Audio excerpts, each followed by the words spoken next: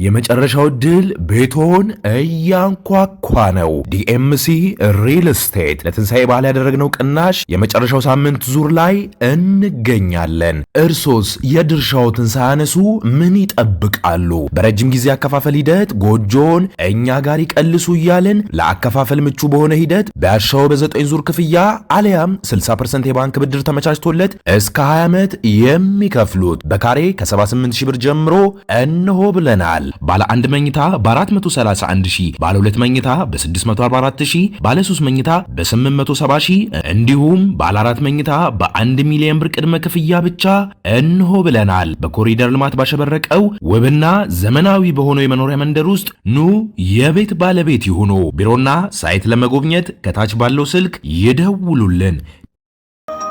ሰላም ጤና ይስጥልን። ክቡራትና ክቡራን የአዲስ ምንጭ ቤተሰቦች እንዴት ውላችኋል? በያላችሁበት የከበረ ሰላምታችን ይድረሳችሁ። ዕለቱ ግንቦት 5 ቀን 2017 ነው። አሁን የደረሱንን ሰበር መረጃዎችና የዕለቱን አበይ ዜና ቀጥሎ እናቀርብላችኋለን። ከመረጃዎቹ ጋር አብሬያችሁ ቆይታ የማደርገው የእናንተው ውብሸት ታየ ነኝ። ክቡራትና ክቡራን እንደተለመደው ላይክና ሼር በማድረግ መረጃዎቻችን ለብዙዎች ተደራሽ እንዲሆኑ እንድታደርጉ በታላቅ አክብሮትና ፍቅር እንጠይቃለን። ወደ ሰበር መረጃዎቻችን ተሸጋገርን።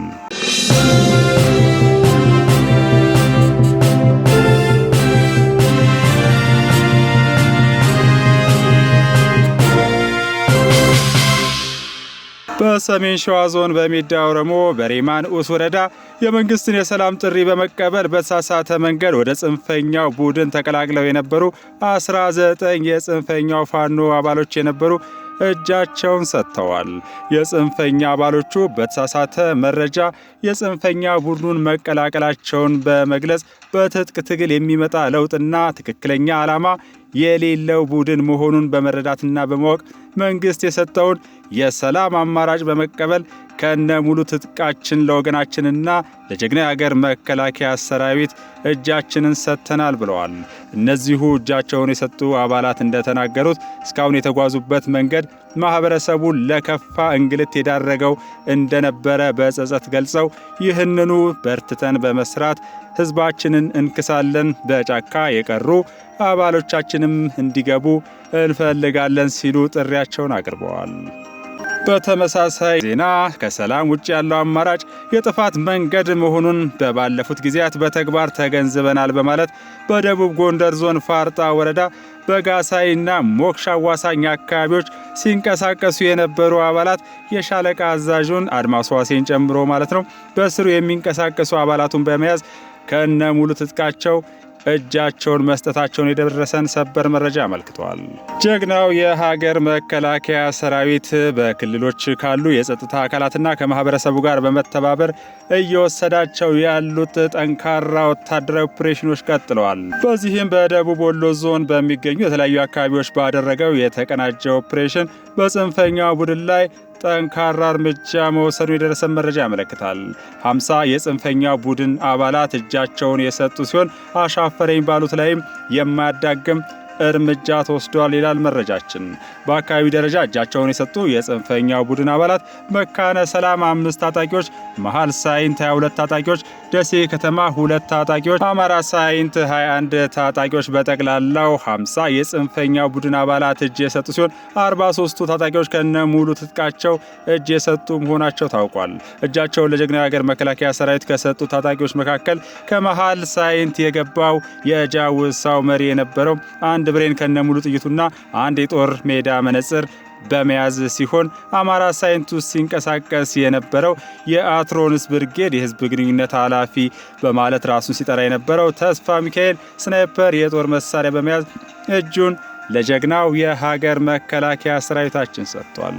በተመሳሳይ ቦረና ላይ በተደረገው ዘመቻ 4 የጽንፈኛ ቡድን ታጣቂዎች እጅ የሰጡ ሲሆን የኮማንዶ ስልጠና የወሰዱ ሀብታሙ ደምሴ ለሚመራው ጽንፈኛ ቡድን ድጋፍ እንዲሰጡ በምሬ ወዳጆ በኩል የተላኩ የላስታ ተወላጆች እንደሚገኙበትም ከደረሰን መረጃ ለማረጋገጥ ተችሏል።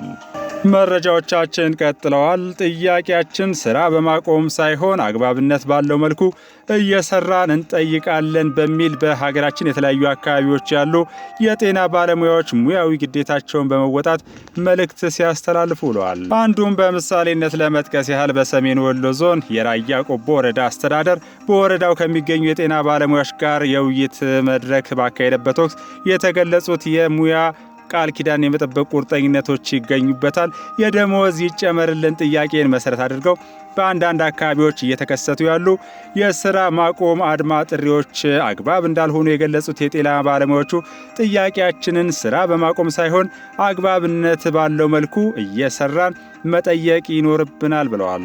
በውይይት መድረኩ ላይ የራያ ቆቦ ወረዳ አስተዳዳሪ አቶ መኮንን አጥናፉ፣ የወረዳው ጤና ጥበቃ ጽሕፈት ቤት ኃላፊ አቶ ዘውዱ አሰፋና የጤና ባለሙያዎች ተገኝተዋል። በባህር ዳር ከተማ አስተዳደር ከሚገኙ የመንግስት ሁለተኛ ደረጃ ትምህርት ቤቶች መምህራን፣ የትምህርት መሪዎችና የአስተዳደር ሰራተኞች ጋር በተደረገው ውይይት መምህራን ትምህርት የሚያስተጓጉሉ ኃይሎችን እንደሚያወግዙ ተናግረዋል።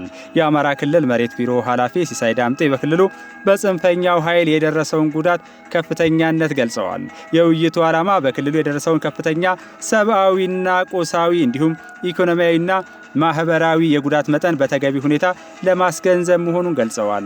በክልሉ ወደ ትምህርት ቤት ያልተመለሱ እጅግ በርካታ ተማሪዎች አሉ ያሉት አቶ ሲሳይ ይህ ደግሞ በክልሉ ላይ ከፍተኛ ችግር አድርሷል ብለዋል። ትምህርትና ፖለቲካ በምንም መመዘኛ አንድ ያለመሆናቸውን አንስተው በክልሉ ያጋጠመው የጸጥታ ችግር ክልሉን ለዘርፈ ብዙ ጉዳት ዳርጎታል ብለዋል። ጠመኔ የያዙና ነጭ ጋዋን የለበሱ የእውቀት አባቶችና እናቶች በታጣቂዎች ኃይል ክብረ ነክ በሆነ ሁኔታ ተንበርክከዋል፣ ታግተዋል፣ መስዋዕትም ሆነዋል ብለዋል። የጥፋት ቡድኑ የፈጸመው ይህ እኩይ ድርጊትና አስነዋሪ ምግባር መምህራን አጥብቀው ማውገዝ እንዳለባቸውም ገልጸዋል።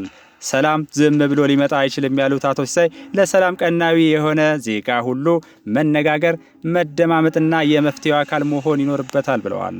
የመማር ማስተማሩ ስራ የተሳለጠ እንዲሆንም መምህራን ከማስተማር ባሻገር ሰላም እንዲሰፍን የራሳቸውን አስተዋጽኦ ማበርከት ይኖርባቸዋል ብለዋል። የባህር ዳር ከተማ አስተዳደር ትምህርት መምሪያ ኃላፊ የሆኑት ዶክተር ሙሉ አለማቤ ክልሉ ያጋጠመው የሰላም እጦት ትምህርትን በከፍተኛ ሁኔታ እየፈተነው ነው ብለዋል። ትምህርት ቤቶች በተሟላ መንገድ እንዳያስተምሩ፣ ተማሪዎችም ከትምህርት ገበታ ውጭ እንዲሆኑ ማድረጉን አመልክተው መምህራን እንደሚታፈኑና እየተደወለ ማስፈራሪያ እንደሚደርስባቸውም ገልጸዋል። የህፃናትን የመማር መብት እስከ መገደብ የደረሰው ታጣቂ ቡድን በእጅጉ መወገዝ ይኖርበታል። ሰላም እንዲመጣም መላው ማህበረሰብ አጥብቆ እንዲሰራ መምሪያ ኃላፊው ጥሪ አቅርበዋል። በባህር ዳር እንደተደረገው የውይይት መድረክ ሁሉ በመላው የአማራ ክልል የተለያዩ ዞኖች፣ ወረዳዎችና ከተሞች በዘላቂ ሰላም፣ በትምህርት፣ በልማትና በአጠቃላይ ማህበራዊ ጉዳዮች ዙሪያ ህዝባዊ ውይይቶች በዛሬው ዕለት ሲካሄዱ ውለዋል። በተለይ በአዴት ከተማና የኢልማና ዴንሳ አጎራባች ወረዳዎች ክልሉን ወደ ሰላም በመመለስ ዙሪያ ውይይት መደረጉን ለማወቅ ተችሏል። በተለይም ጽንፈኛው ቡድን በክልሉ ያደረሰው እጅግ አስከፊ ውድመትና ከውጭ ታሪካዊ ጠላቶች ጋር አብሮ በመሰለፍ እያካሄደ ያለው አስነዋሪ ድርጊት በተሰብሳቢዎቹ ተነስቶ ተወግዟል። ከዝግጅቱ የተወሰነውን ክፍል ቀጥሎ አቅርበነዋልና አብረን ተከታትለን እንመለስ። እኔ እንደማየው ከሆነ ሁለት ወንድማማች ሁለት ቤተሰቦች እኔ እንደዚህ ሲጠፋፉ ሳይ እኔ በጣም ነው የማለቅሰው። እኔ እየተናነቀኝ ያለሁት ማንን ማን ይገላል? ማንንስ ማንን ያወድማል? ሰርቶ ጥሮ ግሮ ያፈራውን ንብረት ሁሉ እየወደመ ከዚህ መረሴ እኔ ህይወቴን ጠልቼዋለሁ። በበኩሌ የራሴን ሀሳብ ነው፣ የራሴን ድርሻ ነው። ስለዚህ እኔ የማውቀው ኢትዮጵያ ናት። በአንድ ነው የምትጠራው፣ በአንድ ነው የምትታሰበው። ግን ኢትዮጵያ ዛሬ ተከፋፍላ ያለችበት ምክንያቱ የመጀመሪያው ርዕስ እሱ ነው። የመመካከር ጸባይ ቢኖር ከላይ እስከታይ ድረስ ያለው ለምን ይጠፋፋል? ለምን ይበላላል? ለምን ይወድማል? መንግስት ላይ ያሉ መጥፎ ነገሮችም እነዚህ ነገሮች መቆም አለባቸው፣ አቁሙ ብሎ መናገር፣ ከሌላው ላይ ኃይል ላይ ያለውን ነገር መጥፎ ነው እዚህ ጋር መቆም አለበት ብሎ መናገር የሚጠቅመን አሁንም ቢሆን ይሄ ክልል ኖርማሊ ወደ ነበረበት ይመለስ የሚል እውነት ለአማራ ህዝብ ሐሳቢ ነኝና ተቆርቋሪ ነኝ ካልነ እያንዳንዳችን እዚህ ውስጥ ያለን ሰዎች እውነቱን መናገርና መድፈር ያስፈልጋል። እሱን እስካላደረግነ ድረስ ከችግሩ መውጣት አንችልም። ይሄን ባደረግነ ቁጥር ነው፣ ቁርጠኛ ሆነን በሰራን ቁጥር ነው ሰላም ሊመጣ የሚችለው፣ ሰርተን ልንበላ የምንችለው፣ ልጆቻችን ልናስተምር ልናሳድግ የምንችለው። ይሄ ሁሉ ችግር የሚፈታ በምንድን ነው? በመወያየት ነው። በርስ በመጋደል አይደለም፣ ወንድማማቾች በመጋደል አይደለም።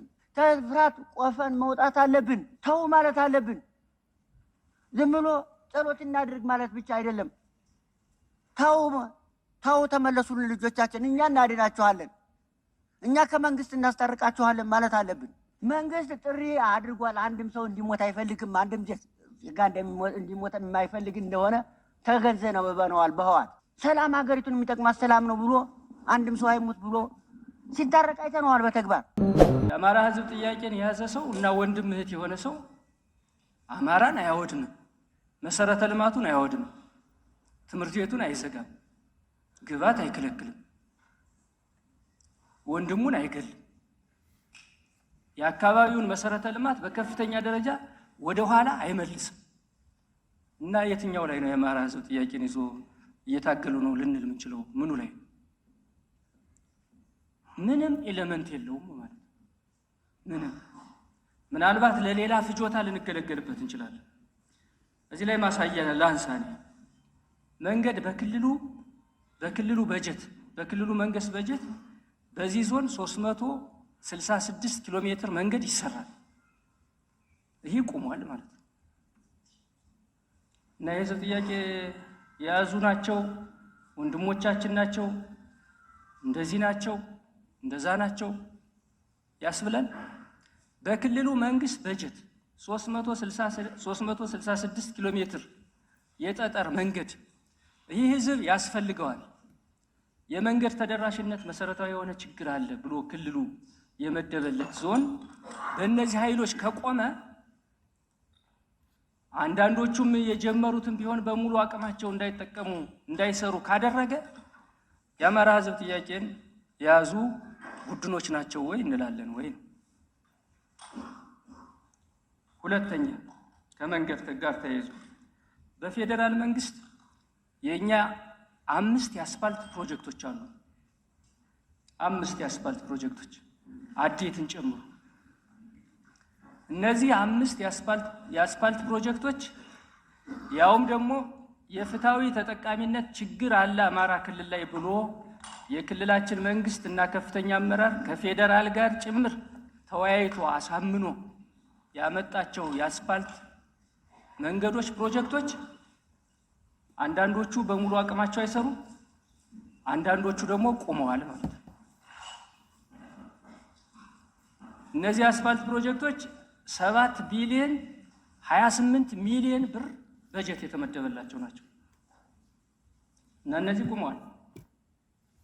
አሁን አዴት ዛሬ ላይ በዚህ ደረጃ ማየት ነበረብን የአስፋልት መንገዱ። እስካሁን ተመርቀን አስፋልት ላይ ማህበረሰቡ ማግኘት ያለበትን የልማት ጥያቄ ማግኘት አይችልም ነበር። እነዚህ አስፋልት ፕሮጀክቶች እየሰሩ ያለው በምን ደረጃ ነው? በምን ሁኔታ ነው እየሰሩ ያለ? ዛሬ ይህ ነው የአማራ ህዝብ ጥያቄ ያዙም ያሰኘው። እና እነዚህ ሰዎች እኮ ወንድም ናቸው። እነዚህ ሰዎች እኮ ልክ ነው ወንድም ናቸው። በድርጊታቸው ግን በገቢራቸው ግን ወንድሞች አሉ። የአማራ ህዝብ ጥያቄንም የያዙ አይደሉም። ምናልባትም የአማራን ህዝብ ጥያቄ ወደ ቁልቁል የሚሰዱና አማራ ወደ ኋላ እንዲመለስ ሊያደርግ የሚችል ሀሳብ ያላቸው ናቸው ብለን ብንወስድ በጣም ጥሩ። አንዳሳ ድልድይን ታስታውሳላችሁ? ያለዚህ አንዳሳ ድልድይ በዛ ደረጃ የሚቆርጥ ነው የአማራ ህዝብ ጥያቄ የያዘ ኃይል። የአዴት ከሞጣ ከአዲስ አበባ በሞጣ አዴት መናኸሪያ የብዙ የረጅም ተሽከርካሪዎች መናኸሪያ ቦታ አልነበረችም አዴት። ይህን የሚያስቆም ነው የአማራ ህዝብ ጥያቄ የያዘ ኃይል ነው ብለን የምንጠቅሰው፣ እናት ወንድም ነው ብለን የምንጠቅሰው። ከባህር ዳር ምንም አይነት ሸቀጥ እንዳይመጣ የሚከለክል መንገድ የሚዘጋ እና ድልድይ የሚሰብር ኃይል ነው የአማራ ህዝብ ጥያቄ የያዘ ኃይል ነው ብንለው እዚህ ላይ ብንግባባ በጣም ጥሩ ነው ማለት ነው። ሶስተኛ የመስኖ ልማት ፕሮጀክት የአርሶ አደር እኛ እንደ ክልል በክልል ደረጃ ብቻ በጀት የተያዘው 500 ሄክታር መሬት ሊያለማ የሚችል ወንዝ ጠለፋ በዚህ ዓመት ክልሉ በጀት መድቦ ተቋራጮችን ለይቶ አማካሪዎችን ለይቶ የካናል ስራ መስራት ሲጀመር እነዚህ ተቋራጮች፣ አማካሪዎች ከዛ ቦታ ድርሽ እንዳይሉ ተደርጎ ይህ በክልል ደረጃ የተመደበልን ሀብት ጭምር እንዲሁ እንዲቀር የተደረገ ነው ማለት ነው። እና ይሄ ነው የአማራ ህዝብ ጥያቄ። የአማራ ህዝብ ጥያቄ ይህን አይደለም የሚፈልገው። መንገድ አይደለም የሚፈልገው፣ መስኖ አይደለም የሚፈልገው፣ ትምህርት አይደለም የሚፈልገው፣ ግብዓት አይደለም የሚፈልገው። እና ቆርጠን ነው መነጋገር ያለብን። በትክክል ነው መነጋገር ያለብን። ወደ ሰላማዊ አማራጭ እንምጣ። ምንም ይሁን ምን እንምጣ፣ እንወያይ። አትራፊው መንገድ ይሄ ነው። ጥያቄዎች ላይ የጋራ አቋም እንያዝ። ማህበረሰቡን ሊጠቅም የሚችል ስራ እንስራ ብለን ወስደን እንደ ህዝብ እንደ መንግስት የሰላም አማራጭ የድርድር አማራጮችን አሟጠን ለመጠቀም ስራዎችን እየሰራን ነው ማለት ነው። ይህ ነገር እንዲቆም የበኩላችን አስተዋጽኦ የመንግስትንም የሰላም ጥሪ እናንተም ተገንዝባችሁ የበኩላችሁን አስተዋጽኦ እንድታደርጉ። እንዴት ህዝብ የሚታወቀው በአምራችነቱና በንግድ ነው እና የሚያምርበት እሱ ነበረ እና ልጆቹን በወግ በማድረግ ሰድጎ ሲድር እንዲሁ የእሱን ተመሳሳይ ስራ ሲያስቀጥል ያ ተመሳሳይ ነገር እንዳይቋረጥ ሲያደርግ ልጆቹን ሲያስተምር ሲያበለጽግ ነው የሚታወቀው። አሁን እንዳለመታደል ሆኖ በልጆቹ ደግሞ ማት ወርዶበታል። እስኪ ከስንቱ ቤት ነው ሀዘን ያልገባው? ሀዘን ያልገባው ከስንቱ ቤት? ጠላት መጥቶ ቢያደርግ የኛን መለወጥ፣ የኛን መቀየር፣ የኛን መስራት፣ የኛን ማምረት ያልፈለገ ጠላት ቢያደርገው ችግር ባልነበር። ነገር ግን በልጆቻችን በወንድሞቻችን ይሄው ሁሉ ማት ሲሆን ይሄው ሁሉ ማት ሲደረግ ግን በጣም ያሳዝናል። እና እዚህ መድረክ የተናገራችሁት ሁላችሁም እንደተናገራችሁት ዛሬ ይሄ ህዝብ በሰላም ወጥቶ በሰላም ስለመግባቱ ነው የሚጨነቀው። ስለማረስ፣ ስለማምረት፣ ስለመነገድ አይደለም የሚያስበው። በሰላም ወጥቶ በሰላም ስለመግባቱ ነው የሚጨነቀው። እናም ይሄ ሁኔታ መቀየር አለበት። ሰላም ዝም ብሎ አይመጣም። የሚከፈል ዋጋ ተከፍሎ ነው ሰላም የሚመጣው። በማወቅም ባለማወቅም የወጣ ኃይል ካለ በጠረጴዛ ዙሪያ ተነጋግረን ነገሮችን እንፍታ። ይሄ አይጠቅምም፣ ከዚህ ማንም አያተርፍም ብሎ የሚያምን መንግስት ነው ያለን። በነገራችን ላይ ለሰላም ልዩ ግምት ያለው መንግስት ነው እጃችን ላይ ያለው ከተጠቀምንበት። ይሄ ህዝብ መከራ ተደፍቶበት ሊከርም አይገባም። የአማራን ክብር እየቀነሱ የአማራን ህዝብ እያዋረዱ የአማራን ህፃን ነፃነት አውጥተናል ላሉት እናወጣለን ላሉት ህዝብ ህፃን እየገደሉ ህፃን እያገቱ ብር እየተቀበሉ እናቶቻችን አባቶቻችን አስጎብድደው በኮረኮንች እየገደሉ የሃይማኖት አባት ያላከበሩ በችርቻሮ የምትቀመጥ እናት ፈንጅ ቦምብ እያፈነዱ ከተማሪ መሃል ተማሪ እንዳይማር ፈንጅ ቦምብ እያፈነዱ የሰው ገንዘብ መጥፎ ነው። እኛ ደግሞ እዚህ የመጣ ነው ህገ መንግስቱ በአመፅ ህገ መንግስቱን በውከት በህዝብ የተመረጠ መንግስት በአመፅ በውከት አይናድም። እስቲ ታሪክ እንቀይር ነው። ታሪክ እስኪ እንቀይር። የኢትዮጵያ ታሪክ እስኪ ስንመጣ የኢትዮጵያ ታሪክ አንዱ መንግስት ሲወርድ ጀት ተኩሶ ነው። ማነው መካናይት ተኩሶ ነው ወይም አቃጥሎ ነው አውርዶ ነው። ብዙ ትውልድ ወጣት ገብረን ነው። መስተዳደሩን አፍርሰን ነው። ይሄ ታሪክ ይቅርና እስኪ ጦርነት ወደ ኋላ አስቀርቶናል። ግጭት ወደ ኋላ አስቀርቶናል። እስቲ ዲሞክራሲ እንለማመድ። ወጣት ገብረን ትውልድ ገብረን ከሚሆን በጠረጴዛ እንለማመድ። ሌላ ታሪካዊ ጥላቶቻችን የሚፈልጉት ይቺ ኢትዮጵያ የምትባል ሀገር ካደገች፣ በተለይ ምስራቅ አፍሪካ አለች፣ ካደገች አትቻልም። እንግዲያውን አናት አናቷን ልማት እንዳታለማ አናት አናቷን አንደኛ ጠንካራ መንግስት እንዳይኖራት ማድረግ፣ ሁለተኛ ጠንካራ መከላከያ ሰራዊት እንዳይኖራት፣ በየቦታው ወጥረን እንዳይደራጅ ይችን ሀገር እንበትን ነው። እኛ ደግሞ ሀገር አይበተንም ነው። አገር አይፈርስም ነው። የሚፈርስ አካል ይፍረስ እንጂ አገር አይፈርስም። አሁን እኛ እያልን ያለ ነው ህዝቡ ተበደለ፣ ጊዜ ወሰደ። ፕላስ የምናጣው ሰብአዊ ሀብት፣ ቁሳዊ ሀብት የሀገር ሀብት ነው። የምስራቅ አፍሪካ ቀጠና የሚባለው ኢትዮጵያ የሚባል ቃል ሲሰማ የሚያመው ቀጠና ነው። የኛን ጥንካሬ የኛን መበርታት የማይፈልግ ነው ጎረቤታችን የከበበን። ትንሽ ተዳከምነ ተብሎ በተገመተ ቁጥር ተደራዳሪው ብዙ ነው። እርስ በርስ ስንጋጭ እነ ግብፅ እንዴት አሰብስበው እንደመጡ ታያላችሁ። የሚያሳፍረው ግን ከነዚህ ሰዎች ጋር ደግሞ ኢትዮጵያዊ ሆነህ የራስክን ሀገር ልትወጋ መደራደር ከሁሉም በላይ የሚያመው ይሄ። በቃ ሊበቃ ይገባል። የሆነ ቦታ ላይ ኖ ማለት አለብን። ተው ይሄ ነገር አይበጅም፣ ታሪካችን እየተበላሸ ነው ማለት አለብን። አደገኛ ሁኔታ ውስጥ ነው ያለ ነው። ስለዚህ ከዚህ በኋላ ምን ማድረግ አለብን? ከዚህ በኋላ የሚጠቅመን የሚመስለኝ የሀገር ሽማግሌዎች፣ የሃይማኖት አባቶች እድሉ እንዳያመልጣችሁ ተጠቀሙበት። እችን አጋጣሚ ተጠቅማችሁ እርቅ፣ ሰላም ማሰብኩ እርቅ ማታመጡ ከሆነ በሰላሙ ጊዜ ክብር ታጣላችሁ። የምፈራ ይሄን ነው። ይህን እድል መጠቀም መልካም ይመስለኛል። እባካችሁን በውስጣችን የያዝናቸውን ሰዎች መክረን ገስጸን እንዲመለሱ እናድርግ። መንግስት ሙሉ ዋስትና ሰጥቷል። ማንንም አይነካም። የታድሶ ስልጠና ሰጥቶ ወደ ነበረ የቀደመ የልማት ስራቸው እንዲገቡ ያደርጋል።